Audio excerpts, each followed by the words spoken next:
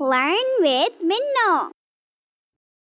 السلام علیکم بچوں، آج کی ہماری کہانی کا نام ہے خالق۔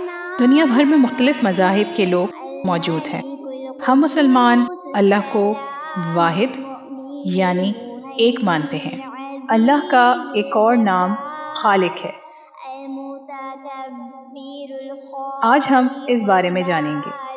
خالق کے معنی ہیں بنانے والا۔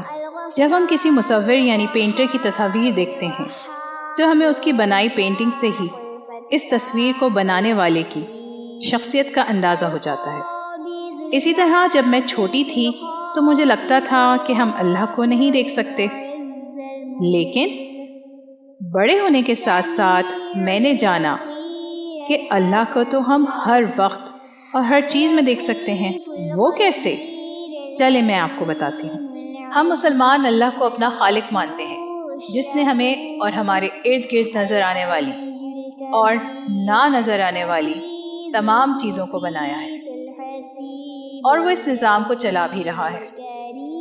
اب ذرا گن کر بتائیں کہ اللہ پاک نے کیا کیا بنایا ہے؟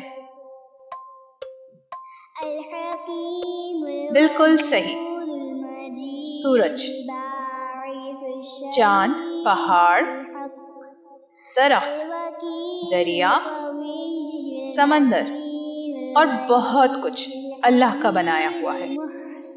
تو یہ بتانا واقعی بہت مشکل ہے کہ اللہ پاک نے کیا کیا بنایا ہے، کیونکہ ہماری آنکھوں سے لے کر دور ستاروں تک ہر چیز ہی اللہ نے بنائی ہے۔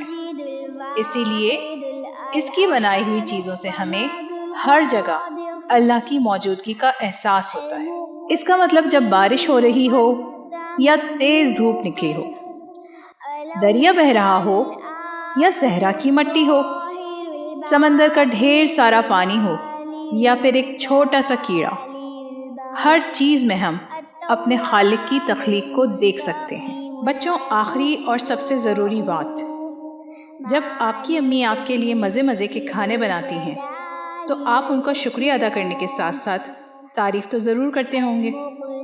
بالکل اسی طرح ہمیں اپنے خالق کا اتنی ساری نعمتیں دینے پر شکر بھی ادا کرنا ہے اور اس کی تعریف بھی کرنی ہے۔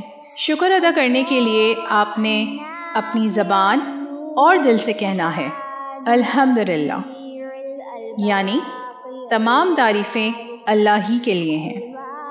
اور جب ہم اللہ کی بنائی چیز کی تعریف کرتے ہیں تو کہتے ہیں ماشاء اللہ یا سبحان اللہ۔